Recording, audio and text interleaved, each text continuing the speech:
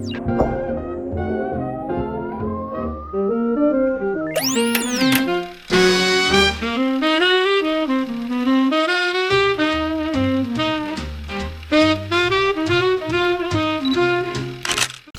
mga ate, welcome to the second episode of Yes na Yes for You, the podcast. Finally, nakapag-produce na ulit tayo ng another episode. But this time around, this is special. Dahil nakita ko kayo, narinig ko kayo, yung mga request ninyo, yung mga pinaglalagay ninyo sa comment section ko na kung sino yung gusto nyong makita. Ang guest natin ngayon, actually is first time ko lang din siyang na-meet in person, pero nagkausap na kami before dahil sa isang TikTok na ginawa ko na sinabi kong, I'm the best friend by the way. Kalalabas niya lang sa bahay ni Kuya and I'm very honored and blessed na tinanggap niya yung invitation na to. Everyone, let's welcome the one and only Inigo Jose. Thank you for having me, Mark. Nice to meet you. Nice to meet you, by the way. Oo nga, fantasy ka. Fantasy! Explain Explain mo nga sa akin ulit. Ano ba yung kasi fantasy? kami ni Charlie, favorite namin sinasabi yung fantasy na yan. Para siyang yung mga mga niro-romanticize mo sa buhay or yung mga nilulook up mo na mangyari sa'yo kahit napaka-imposible na. Parang ang taas ng tingin. Nangangarap ba? Oo, nangangarap ko. At tas, pag binasag ka na, sasabihin, ay, fantasy ka, parang gano'n. Well, Okay. how are you? How am I?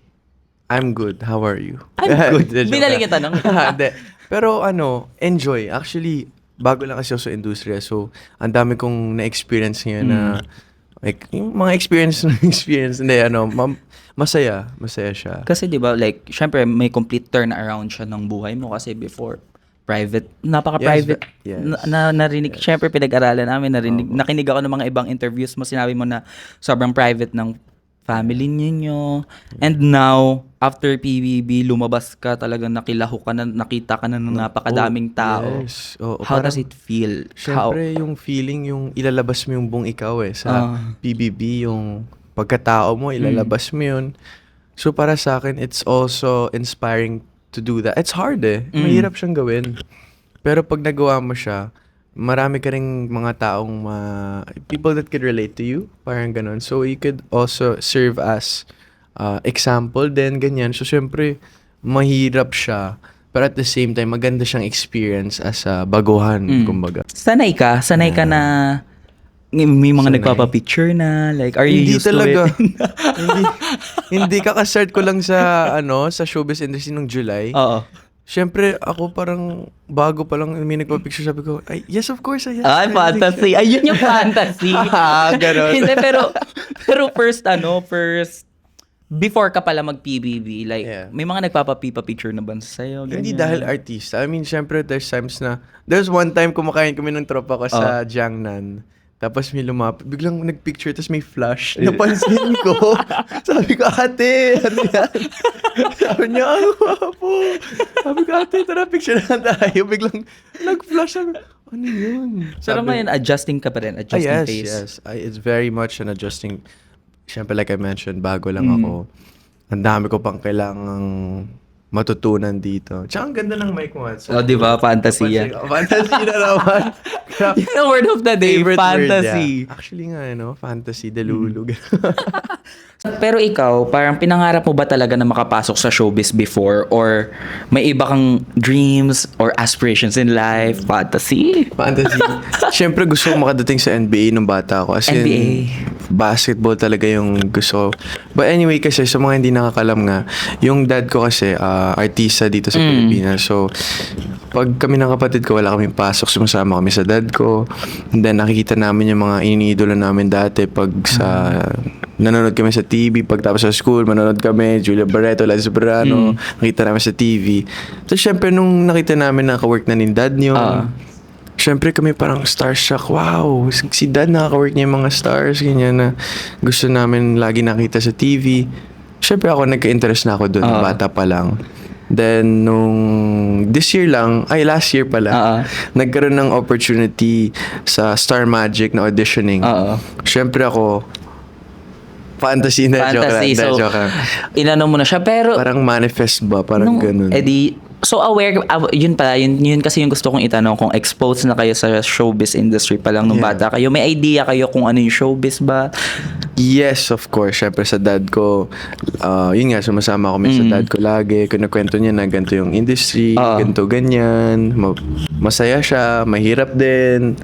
Kinukwento niya experience niya, tas yung experience sa iba, ganito sa...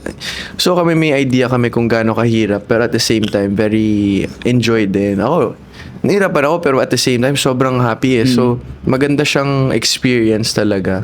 Kasi ang galing mo eh. Like, Wow. pagka Fantasy. Hindi, kasi pagka sign up mo kaagad, 'di ba? Yung mga opportunities and blessings Yeah. tuloy-tuloy na Tuloy-tuloy pumasok yung sa iyo. blessings But talaga. ang hindi rin naman alam karamihan ng mga tao.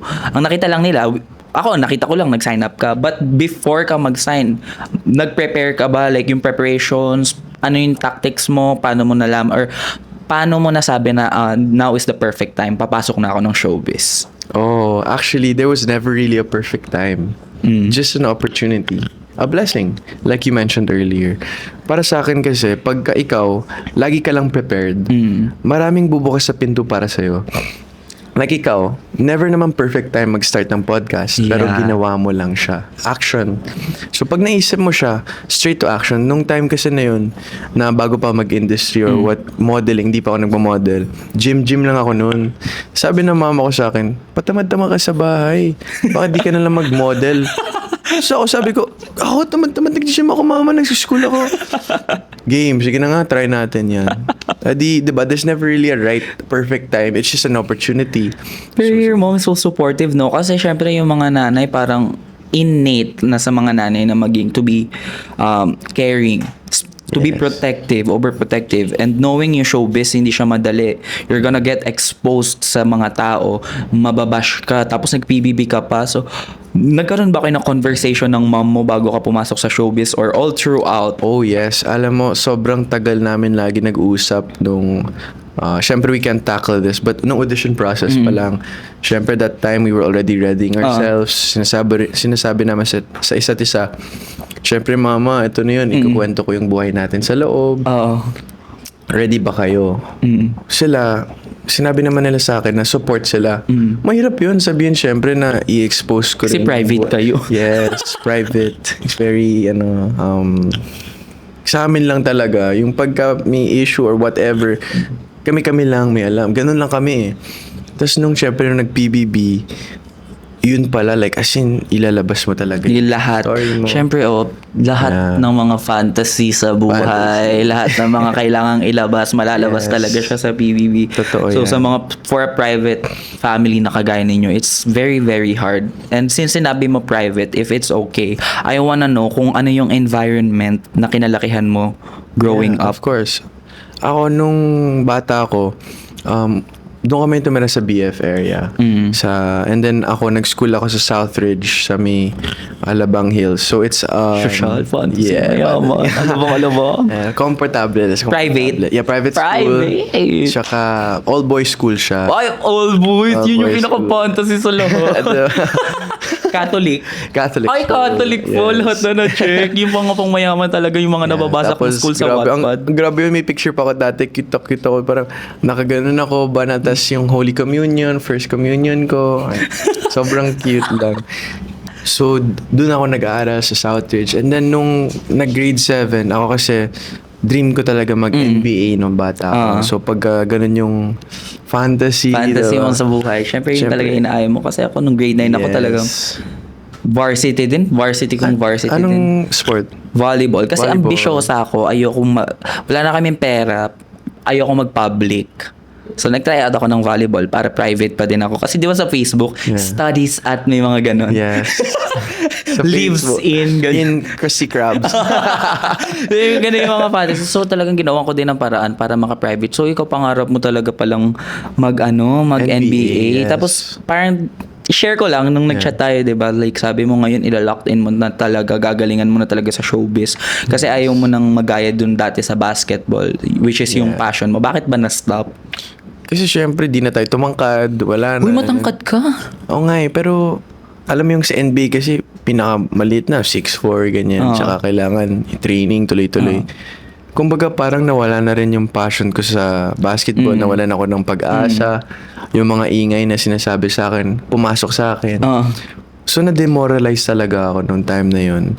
Tapos ayaw ko na siyang ipagpatuloy. Nung after ng pandemic, nag-try out ako. Tapos di na ako, parang sabi ko, napapagod na ako, di ko na kaya. Dami ng negative pumapasok. So, wala na. Sabi ko sa sarili ko, wala na, ayoko na to. Nag-quit ako. Nag-quit ka. Nag-quit ako. Sobrang You hate sakit yun. quitting. I hate quitting. Yeah, I know, narinig ko nga nasabi mo nga, you I really hate hate quitting. So I will now talaga, ilaban hanggang last. nandito na siya sa sa mga fans ni Inigo, huwag kayong mag-alala, hindi niya na kayo iiwanan. Hindi talaga. I-promise mo nga sa kanila yan. Promise ko talaga, hindi ko kayo iwan. Ito na yun eh. Ito na tayo ngayon, diba? So, nandito na. Hindi na tayo alis. Wala nang back down. Wala nang ganun. back down. Tsaka prinamis ko, yung unang-una sa lahat, bago ko promise sa inyo, prinamis ko na yan sa sarili ko na kung anong mang endeavor yan o anong mang industriya ang papasokin ko, as in, sure na yun, as in, lalagay ko na yung buong puso ko doon. Tsaka, plus na rin yun eh, kasi naging passionate ako sa ginagawa ko ngayon. So, para sa akin, ang dali siya. Kahit pagod ka, kahit let's say, gusto mo mag-spend time sa family mo, kaya mong i-sacrifice yun muna para sa mahal mong ginagawa ngayon. Para sa, syempre, para sa sarili mo rin naman to eh. Para, diba, work siya eh, diba? So, promise ko rin sa So, inyo. yan, diba? locked in sa Inigo. Pero, Locked in, yes. showbiz, mahirap Oh, yes. Sobrang my hirap gosh. showbiz. Diyos ko. Sinabi mo pa. Pero sa pakikisama, and then, madaming factor kung bakit mo masasabing mahirap yung show business. Ang hirap mo na, syempre, una dyan, tanggal na ang personal life mo. Well, hindi naman tayo pagmamayari ng public, but malaking part sa life natin needs to be shared din sa public. Because we Aside put ourselves out there. Especially diba? you entered in a reality show. So, talagang ang daming mga bagay na nalalabas na kahit labag sa loob mo, nalalabas, ganyan. So, sobrang busy pa, ang dami mong hectic schedules, especially now, kalalabas mo lang sa PBB. Yes. Si Inigo ba is nag-aaral pa? Si Inigo ay yes, nag-aaral pa. Wow! Grabe! Yes, tapusin ko yan kasi kung hindi ko tapusin, papagalitan ako ng mama ko. Yes, cute Wala mama's boy. Siyempre, kailangan ko tapusin. I mean, I'm currently in third year college. Third year ka na? Oh yeah. Supposedly, dapat third year na din ako. But I stopped at You first stop. year. Pero nasa themes ka ngayon, Oo. diba? Yes. Yes, kaklase ko yung mga iba mong mga nakaka-work na fantasy. Fantasy. So, Yes. anong course mo? I'm taking up early childhood education now. Ano yun? It's for preschool. So, kunyari, gusto mo magtayo ng school, dun ka papasok sa ganong type of Ngayon course. ko lang narinig yung course na yun. Yes. Ano? They offer it in DLSU. Tapos, pag nakagraduate ka, ano yung work? So, yung work, teacher, caretaker, ganyan. Kasi nung una talaga, gusto ko business management. Yes. Sorry, di ko Di mo ba nakita sa akin? Hindi ko nakita sa De, pero mahilig ako sa bata. As in, it was one of the things that na-direct lang talaga ako by God dun talaga. Kasi ako, hindi ako studious eh. I like doing extracurricular activities aside from school. Tapos syempre, nung gusto ko is business talaga. Masosyo kasi talaga ako. Oo. Doon ako napuntang course. Biglang sabi ng mama ko, baka ito yung sign ni Lord na dito ka pwede ka magtayo ng sarili mong school, ganyan. I did not expect this side of you. Teacher Inigo. Yes. Fantasy. Just... Malay mo, makita mo yung anak mo na nandun na sa school ko. Ako na nagtuturo sa anak mo. Pero malay natin, di ba? Baka, Never know, we never know. Kung baka mali. But that's my goal actually in the future. Pag tapos na ng lahat ng kabataan ko, tapos ako mag-work and everything, gusto kong mag-invest sa sarili kong school. Gusto kong magtayo ng sarili kong school. So, gagawin ko yung mangyayari at Bago mangyayari yun, yan. Kasi usually sa showbiz, kapag narinig mo sila, pag magsasettle, anong gusto nila? Restaurant, ganun. Restaurant or magnegosyo ng kung ano-ano man pwedeng pagkakakitaan nila. Pero school, hindi ko John na rin... Prats. I think it's their family business. I'm not sure. School? School, yeah. Wow, pero I mean, It's rare.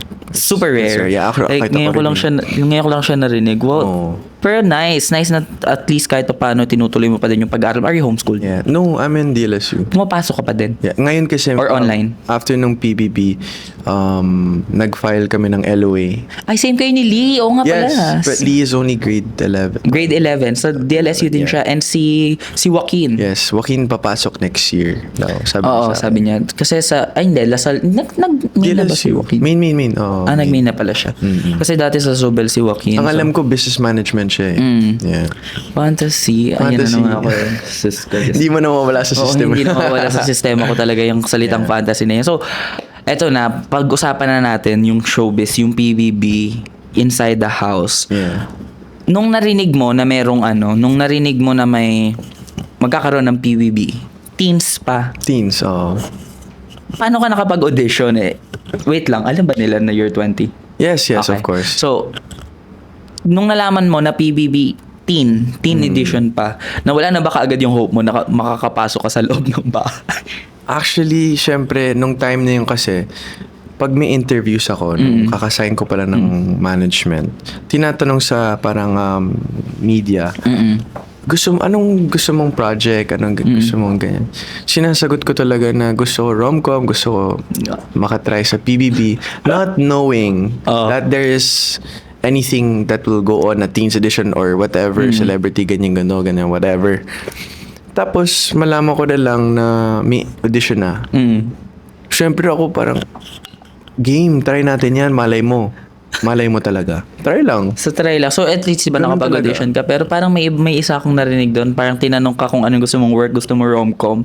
Kung hindi ako nagkakamali, doon, parang sa isang interview na yon, sumagot ka ng, tinanong ka kung sino yung gusto mo maka-work with. Ito talaga yung inaantay ninyo, yung mga pinafantasize ninyo. Narinig ko po. Opo, Diyos ko. Diyos ko. Atake. Tinanong ka, di ba? Tinanong ka kung sino yung gusto mo maka-work. Sino yung sinabi mo? Sino ba? Eh? Sinabi mo, yung Yung best friend mo. yes, si Yes, Charlotte LNG, my God. Nung una kong nakita yun, lumapit ka, alam mo, nung una kong nakita yun, tapos Jimmy Gala, nakita ko na may, may ganun yung nangyayari. Sabi ko, ay, sino? Ano ba siya? Nung July yung gala nyo? I don't know, basta Jimmy Gala nakita namin yun. Ganda ng suot ni Charlie dun, Natanong pa si ay, fantasy. Oo, butterfly. Yes, Fantasy. butterfly. Tapos Orange pa. Favorite ay, color ko yun. patabog. Galaw lahat ng mga Hindi, syempre. sa Grabe bagay, naman, all over TikTok naman nun, siya. grabe. Nakalabas sa But, yun nga, lumabas ang bigla sa TikTok ko kung, sino to? Parang pogi, parang pasabog. Wow. Oo, sige kayo na pogi. So, Masasabi niyo dun. yeah. Kasi sinabi ko kay Charlie, doy, tingnan mo, ikaw daw gusto niya makawork ko. Tapos nakita na rin pala siya ni Charlie. And then, after nun, before kasi Jemmy Gala, meron siyang meron pa siyang parang brand shoot. Doon din naman mismo sa event sa Jemmy Gala, parang isa sa mga sponsor sa Jemmy Gala. So, may shoot si Charlie doon. Tapos, hindi na ako sumama sa kanya kasi mag-aayos na din ako for Jemmy Gala. Pag akyat niya, bigla niya sinabi sa akin, Day, ang timing, in-interview ako about Inigo Jose. Yun yung yun yung nakakuha ng sagot doon sa Yung interview niya. yung first answer niya, di ba? Ano yung mas... Sabi niya, uy, kuya. Yun na, di ba? yan. Uy, si Na kuya pa. Pero I mean, work, parang perfect. Ako kung ako magsasabi, Jimmy, baka naman. ABS, it's collab season. I mean, why not? Charnigo, parang kahit ako, Dinalayag ng best friend. nilayag ng best friend, pero kahit ako po maging admin ng Wow. maging admin ng Magagalit yung admin. Joke lang. And I mean, we never know, diba? Like, if work aside, like, both Diba? of you are Yes. beautiful and talented. Wow, thank you and so much. But of course, I'd love, di ba syempre opportunity yan. Syempre, I'd love to, collaborate with, isang Charlie Fleming. Yes, diba? fantasy. Yari na naman to sa mga edit sa TikTok. Diyos ko po, opo. But anyway, ito na nga. Atake ka na, joke lang. naisingit ko lang. Well, pinasadyahan ko talaga kasi inaantay ko kung, teka, saan ako lulusot, kung paano ko maitatanong Wow, yung best friend ko dito. But, Kahit ano naman pwede nating so, ayun na, nag-audition ka na nga sa PBB. Yes. Expect mo, papasok ka? Well, honestly Yes, honestly. Oo. Like to really be honest. Hanggang pinaka last minute na nasa HA na kami. As in, hindi talaga. As in, never ako naging sure. I just did my best sa lahat ng auditions. Pinakita kung sino ako. Lahat na. Linabas ko na doon lahat ng kung sino ako, nandun na talaga. Hindi mo talaga malalaman. Sa bagay, hindi mo na naman talaga masasabi. But Yeah. kami, like ako, kapag ako naglilista ng mga makakapasok, sabi ko, pasok to. And you're one of them. Kasi feeling ko, isa ka sa mga parang, if ever man bubuuin, sobrang blessing na din. Sa bagay, tama nga, si Lord, meron talaga siyang perfect timing sa Yeah. lahat ng mga bagay. And it's very, very perfect. Yung timing sobrang perfect na pagkapasok mo sa showbiz, may may PBB na nagsisirculate, may magkakaroon ng audition Opo. process. Kasi the moment you went sa industry, Sakto. and tsaka feeling ko prepared ka na din naman talaga eh. So, I just tried to be as prepared as possible. Pero marami pa akong kailangan tutunan talaga. Sobrang dami. As in, how did you feel nung nasa loob ka na? nung nasa loob na ako, syempre overwhelming yung feeling. Kasi ang dami kong kasama dun. Iba't iba yung mga personality ng tao na pinili ng PBB talaga. So, syempre ako nung pumasok ako, grabe, anong gagawin ko dito? Mga sikat na to. May mga friends ka doon? Si Joaquin, tsaka si Lala. Kasi same kami ng time mag-sign. Sila na yung as in kilala ko na doon. I mean, di naman sa sobrang kilala, pero yung sila lang talaga. Alam mo na papasok sila? Hindi. Hindi. As in, hindi nyo rin, grabe. Di nagkagulatan kayo doon. Ang saya. Actually, si Joaquin alam ko ang papasok. Alam mo na papasok na si Joaquin. Kasi lagi niya ako minamessage. Sa bagay, best friend code. Kasi si Charlie din naman eh. Well, si Charlie pala hindi siya nagsabi sa akin. But merong iba din sa GMA na I know na papasok talaga. Hindi naman yan maiiwasan. But yung But you know what? Nakita ko sila lagi sa algorithm ko. Sino? So, yung si Sofia, si Marco, Ashley, lagi ko sila nakita, Anton, sa For You page ko. Eh, sakto nga na nag-audition ako, sabi ko, ito ata mga kasama ko. Tapos pinapost ng Star Magic si Raik, Eliza. So, sabi ko, ito yung papasok for sure. Ay, shit. Alam mo yung ano lang, kutob lang. Never akong parang alam mo yung sure ako. Lakas Pati naman nga ng ako instinct. Alam mo yung ako din, di ko rin alam. Alam mo yung kutob lang kasi do your best and then let God do the rest. Yes, amen for that. Amen for you. So, ayan na, pumasok ko na sa PBB. Like, ang dami mo mga... Sobrang saya sa loob. Masaya ba? Yes, sobrang saya. Parang kasi pag nai-imagine ko, walang cellphone. Kung ikaw ba, mahilig ka sa phone? I mean, syempre, I'm a content creator. Yes, Gen Z. Yes. Ako kasi yung kami ng friend ko, we try to lessen our screen time. Oo. So, nung nagkaroon kami pinag-usapan namin ng tropa ko, bro, dapat we go back to the old times na walang phone, more on just socializing, going to the gym, playing basketball, walang masyadong technology. Healthy siya.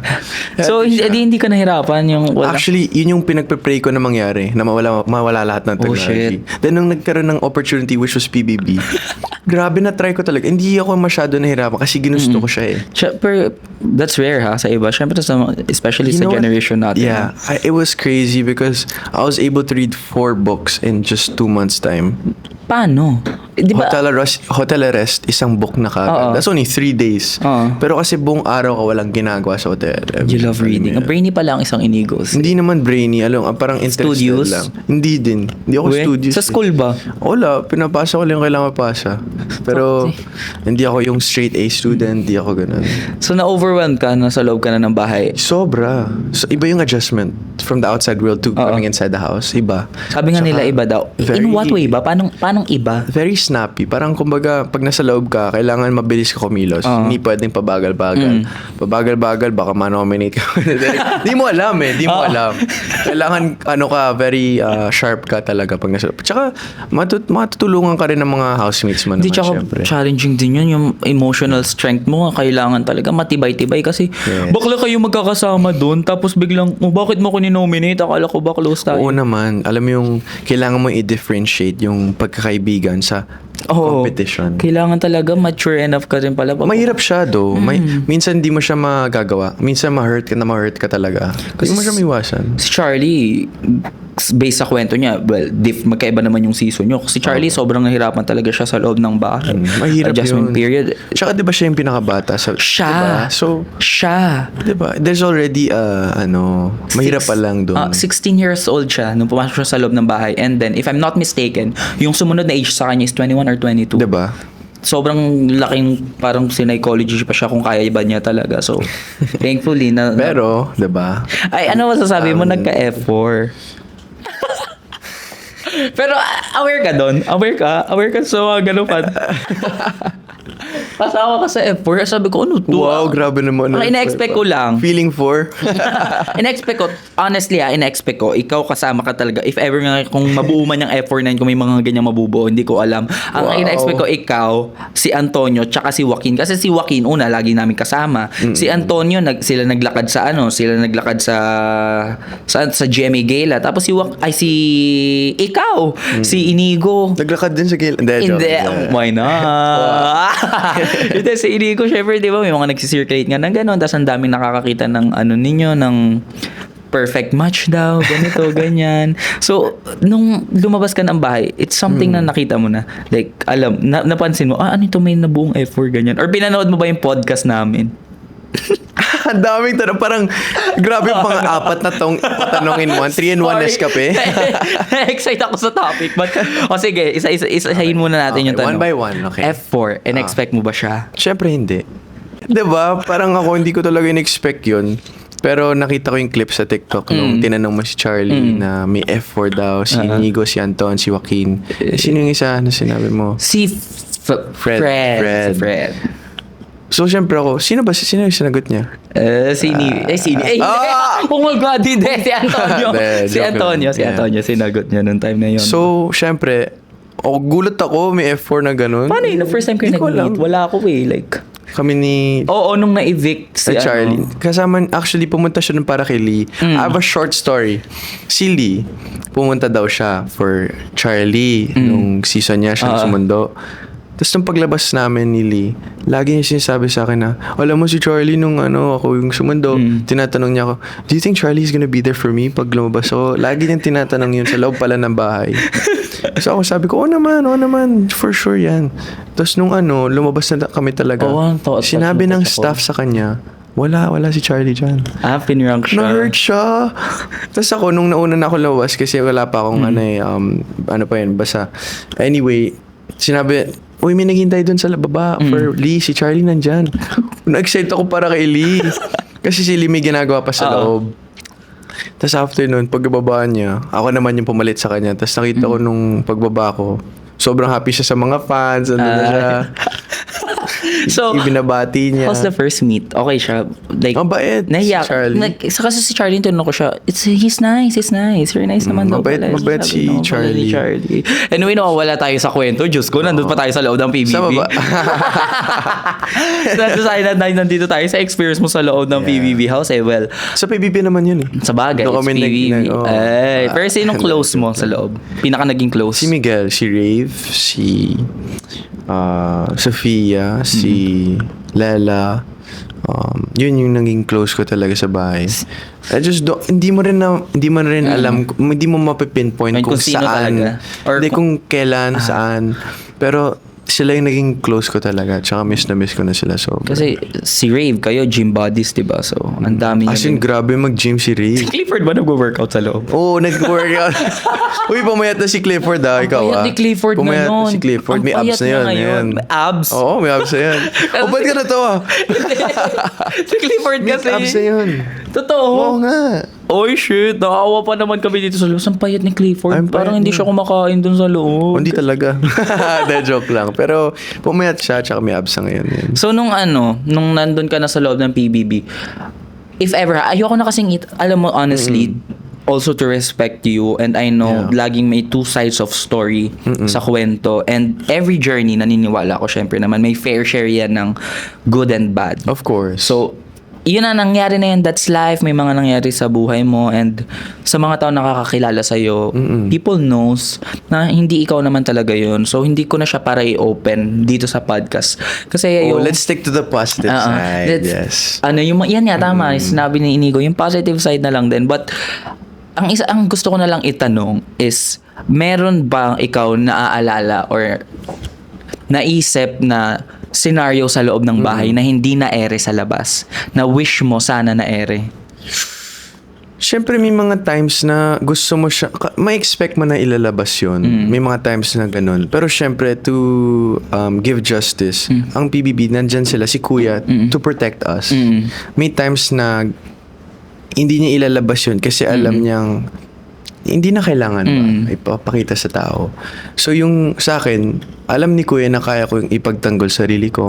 Kaya niya, alam niya, may trust siya sa akin as a housemate. So paglabas ko, nung mga interviews and everything, yun lang yung ginawa ko na syempre may pagkakamali ako sa loob. Hindi ako perfect, diba? Oo naman, walang perfect na tao. Diba? Diyos ko. I mean, pero para sa akin, everyone is entitled to their own opinion and their views of anyone ba. It's just how life is. Para sa akin, I took it with a grain of salt and then move forward. I reflected, move forward. Ganun lang. So, para sa akin, nung nagawa ko yun sa labas, thankful ako kasi Kuya trusted me na kaya ko yun igawin. And at the same time, yun din, I mean, so, doon ko rin nakita yung mga support, yung sumusuporta sa akin paglabas ko. Kaya, happy ako, syempre. Kasi ako talaga naisip ko pag yung mga tao kasi sobrang Pero yung sa yung sasabi mo pala yung sa loob, marami. Siyempre yung mga negative. Sa backstage ka na lang sabihin. Sige, sa backstage. But maraming di pinapakita din talaga. But it's for the good. Core memory. Like masayang memory na sana wish mo na ipakita. Oh my gosh, sobrang dami. Yung one talaga nung mas naging close kami ni Miguel. Pumunta kami sa White Couch, tapos nag-usap talaga kami about yung nararamdaman niya for a certain housemate. Yun na lang. Diba? Okay ba? And then, parang alam ka, okay, alam Basta, ka. And then, go. So, syempre kami, briefing kami noon, ganyan, usap-usap, ganyan. And then, naramdaman niya yun kasi napakinggan namin yung kanta ni Heath na Coffee Shop. Nag-relate si Miguel, nag-relate din naman ako sa kanta. In the fields kami, kumbaga, Senti. Labas kami, garden area, usap-usap. Tapos may nakita syempre kami na syempre na-hurt na naman yung usap ko. Very nga siya, yung mga core memory na nangyayari. Parang it's giving teen edition. Ang cute, ang lang. Very wholesome naman. Wholesome, ang chill lang. Ayun, syempre ako naman, nagpakakuya ko kay Miguel and then nag-usap kami. Sabi ko, use it as motivation and ganyan, usap-usap, ganyan yung atake namin. Ino-motivate siya. After nun, nag-focus talaga siya sa sarili niya, sa ibang housemates. Wow! Nag-improve si Miguel. Hindi ko siya nami-meet, pero parang mabait siya sobra. I mean, if ever mabigyan siya ng opportunity dito sa podcast, sarap siya kausap, sobra. Siya matalino. 18 years old lang, pero sobrang mature mag-isip. Mukha siyang 14, 15. Diba? Ang bata niya tingnan. Yun yung napansin ko sa loob. As in, syempre ako bago pa lang ako. Nung napasok ko dun sa PBB, nakita ko yung mga pinasok na housemates, sobrang mature. Wala sa edad. Kahit si Clifford. Lahat mature. Oo, sa bagay. Oo, totoo, mature niya si Clifford. Kung hindi let's say man, nakilala diba na hindi mature sa labas. Paglapaso, biglang naging mature. Lumabas yung pagiging mature. Kasi parang kayo, na-put kayo sa situation wherein wala kayong ibang pagdedependehan kundi yung sarili ninyo. Yes. Una, pinakamasakit na part, especially sa'yo, mama's boy ka, diba? Yes. You love your mom, you also love your dad, you also love your siblings. And then mapupunta ka sa isang lugar na hindi mo sila makikita. Yes. Hindi mo rin makakausap online. Paano ka nag-cope up doon? Or paano, sa una, idea pa lang. Honestly, Mark, sa una, hindi mo siya maramdaman. Tapos na moment na napapressure ka na, nafe-feel mo na mahirap, babalik ka sa punto na gusto mo maging komportable. So, syempre, maisip mo yung mama mo, maisip mo yung pamilya mo, daddy mo, friends mo. And those moments na you just want to talk to them, dun mo sila mamimiss na pag nahihirapan ka, babalik ka syempre sa core mo. Kaya may mga umiiyak. Syempre, mahirap hindi mo sila makita for a long time. Kasi naisip ko, ba't sila umiiyak? Syempre, nandiyan, nasa Pinas lang din naman sila, nasa QC sila. But it's a difference. Pag nasa loob ka ng PBB, feeling mo na sa ibang planeta ka na. Oh. Weird, diba? Pero totoo, Mark, kasi iba talaga sa loob. Iba talaga. Ibang planeta. Ganun. Sa bagay, oo nga. Kasi syempre, tinanggal kayo lahat. Yung, diba, nagkabagyo sa labas. Nag-brownout nga dun sa labas. Alam nyo, syempre naman rinig na pala yung may bagyo. Diba, sa Bicol, sa Cebu. So, yun. So, ayan na, BBB. And then, eto na, nag-nomination and then you Yeah. got evicted. How did you feel about it? Mixed emotions. Very mixed. I really did my best sa loob. Alam mo yung, syempre, there's times na, yung sa sarili mo lang, you feel that you're deserving to stay inside the house. Syempre, pinaglalaban mo yung pangarap mo sa loob, pinapakita mo yung best mo, ginagawa mo yung best mo, nakikisama ka sa tao, ginagawa mo yung task to your best ability, ginagawa mo yung chores, luluto ka, lahat tinatry mo gawin. Para lang, diba? Na-disappoint ka, hindi naman. Syempre. Syempre po, sa bagay, part nga. Nasaktan ako. Nung na-evict ako, syempre sabi ko, gusto ko syempre mag-stay sa loob. But syempre, nandito na tayo ngayon. How about now? How about now? Disappointed ka pa din or No. okay na? No. Kasi, syempre, You can't cry over spilled milk. You can't stay. Alam mo yung advice sa akin ni Kuya, ma-share ko lang. Nung time na sinasabi ko sa kanya, sa labas kasi, which is dito sa outside world, pag may problema ako, usually I run away from it. Sa loob ng bahay, hindi namin Hindi magawa pwede, yun. wala Hindi ka- pwede. Wala kang matatakbuhan. Babalik ka lang sa corner, tapos makita mo na sila ulit, diba? task pala ni Kuya, di ba? Diba? Mahirap yung task actually, Makuha lang siya madali. Oo. And then, syempre, nung time na yun, ako, ganun lang din ako pagka na-misinterpret ako or may problema. Hindi ko na pinapansin. Tapos, move forward sa task, next day, ganyan ako, move forward lang. Then, syempre, sabi ni Kuya, you have to face your problems. And then, sabi ko, oh my gosh. That's oo your nga. takeaway. I've been running away from my problems for a long time. I need to face them. So, doon ako nag-start sa bahay ni Kuya. Ginawa ko yun at ginawa. Nung nagkaroon ako ng kasalanan, the first thing that I had to do was face my problem. Mahirap at masakit siyang gawin. But it's the right thing to do. Amen. Diba? Amen for that. But now, yes, tapos na na-nominate ka, ganito, ganyan. Oh, yeah. Masakit. Meron ng wild card. Yes. Hindi natin alam, ikakat na lang to or what. Hindi natin alam, baka mamaya pag in-upload namin to, nasa loob ka na ng bahay ni Kuya, ha? So, hindi natin may wild sure. card. Paano yun? Anong na-feel mo? Akala mo tapos na yung mission mo sa loob ng bahay, biglang may wild card. Para sa akin kasi, yung wild card, it's a really great opportunity na mabalik ka dun sa loob at ipagpatuloy mo yung pinaglalaban mo, yung pangarap sa sarili. Ngayon, syempre, nung lumabas ako, nakita ko yung lahat na sumusuporta sa akin, Mark. As in, iba talaga, ibang levels, alam mo yun. Pagpasok ko, may sumusuporta sa akin, pero hindi ko alam kung ba't sila nandun. Ba't sila sumusuporta? Paglabas ko, nakita ko yung mga supporters ko at alam ko kung bakit sila sumusuporta kasi nakita nila kung sino ako, nakilala nila ako for me. So after nun, syempre, nung nagkaroon ng wildcard, sabi ko, kailangan ko to ipaglaban sa mga sumusuporta sa akin ngayon. Hindi pwedeng hindi tayo lalaban. So syempre, nung ngayon na, yun nga, ongoing yung wildcard, mahirap siya kasi magiging kalabang ko dyan din is kaibigan ko rin. Yes, naging sila close ko Rave. sa loob. Mahirap siya. But at the same time, hindi ko rin pwedeng i-let go yung opportunity. Na same thing for Rave. Kailangan na ipaglaban to hanggang sa dulo at sa kailangan. So yun lang din gagawin ko ngayon na may opportunity. Diba? Wow. Mahirap siya talaga, Mark. But if ever makapasok ka, ano yung pa yung mga sa tingin mong hindi mo nagawa nung time na nandun ka na gusto mong gawin pag Syempre, nakapasok ka? para sa akin, gusto kong i-share talaga yung mga experiences ko sa labas to inspire other people. I was able to show that nung confession room ko with Kuya for a bit.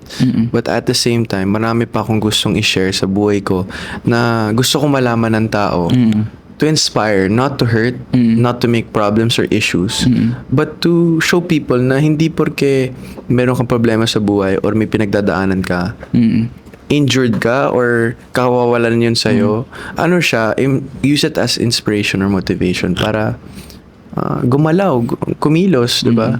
Wow. Ano naman? Ang inspiring. Alam mo, Yun yung gusto ko gawin. alam mo, ibang-iba ka sa kung paano kita napapanood sa sa television, sa TikTok. Siguro yun yung- You're so full of wisdom. Oh, wow. Pasabog. Natawa yung videographer mo. Pero Can I be oo. honest, Mark? Sa question na sinabi mo sa akin kanina, sabi mo, anong mga hindi pinapakita sa loob na gusto mo ipakita? Siguro itong side na to, hindi masyado pinakita. But at the same time, like what I said earlier, you can't cry over spilled milk. I'm not that type of person kasi na masyadong, I don't really talk about myself much. But at this industry, ganun yung ginagawa. So I'm still getting used to it. But Nice. yeah, it's cool. Thank you for the compliment. That's a good compliment. If makapasok ka sa loob ng bahay, at least people would know na this side of you. And I hope people makita din nila sa iyo yan. Kasi, Oh, thank you. syempre, thank di ba, you. Kung hindi man, di makita nila dito sa labas. yes, diba? Either makita way. dito sa podcast. Sa diba? podcast. Syempre, ang daming nilabel ka as ganito, nilabel ka as ganyan. Pero, behind those labelings na ginawa sa'yo ng mga tao, there's this side of you pala na maganda. Fantasy ka talaga. Fantasy. So, Hindi, kasi Mark, para sa akin, lahat naman tayo nagkakamali. We're not perfect, diba? So, the moment you accept that, mas madali ang buhay na nagkakamali tayo. Pero syempre, nandito tayo sa industriya to na pwedeng himayin yung buhay mo, makita ng tao kung sino ka talaga and everything. Okay lang sa akin yan kasi pinalaki naman ako ng maayos sa magulang ko. Yes, nagkakamali ako, but it's normal, diba? yes. So, now na nandito ka na sa industry na to, so Yeah. malapit na tayo sa end part, nakakalungkot. Talaga ba? Yeah, lapit na. Nakailang hours, 1 hour na din ata ito almost. Ang bilis, Oo, ang bilis. Grabe. So, Atake. if ever, Fantasy. message mo sa mga tao, ikaw, kasi may tinanong ako kay Charlie. Sige, gawin na lang natin to. Tanungin ko na lang dito. Gagawin ko na tong tanong lagi. What is the most important lesson that you've learned in your life? And how will you apply it to your time here sa industry? Wow, that's a great question. I'll be honest, marami kasing lessons na matutunan o mapipick up mo sa buhay. Yung unang-una na na-pick up ko, it's crazy to say, sa bahay pa ni Kuya, doon ko natutunan yun. Every day, may mapupulot kang aral sa buhay. Nasa sayo yun kung gusto mo makita, marinig, ma-feel. Kasi pagka we let ego in, you block out the lessons na gustong ituro sa'yo ng Diyos. Kunyari, may pinapakita sa'yo. Pero ikaw, may ego ka, ayaw mo makita. Iiwasan mo.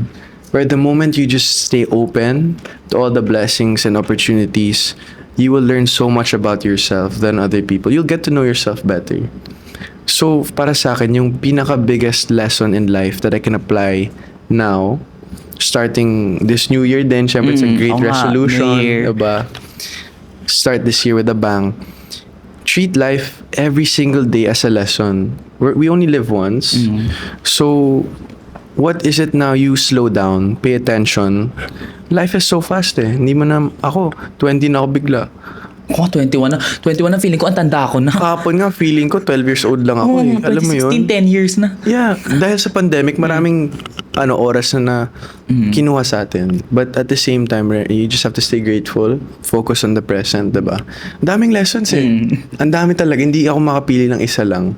But, yun nga, stay present, spend time with your family, your friends, sa mga taong sumusuporta sa'yo, nagmamahal sa'yo.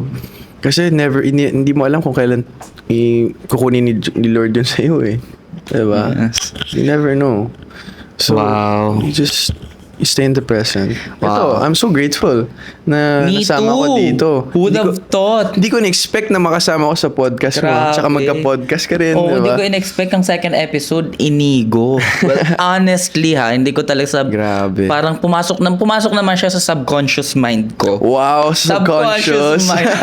Pero pumasok naman siya, pero sabi ko, pwede ba? Bakla, sa ano lang kami nito, friends, sa TikTok lang. Hindi ko naman Tapos nag-post ka lang ng TikTok nun, ako yung best friend. Tapos, dito na tayo ngayon. Dito tayo ngayon kasi it goes to show kung gaano ka din naman kabait na tao. Fantasy. Thank you, Mark.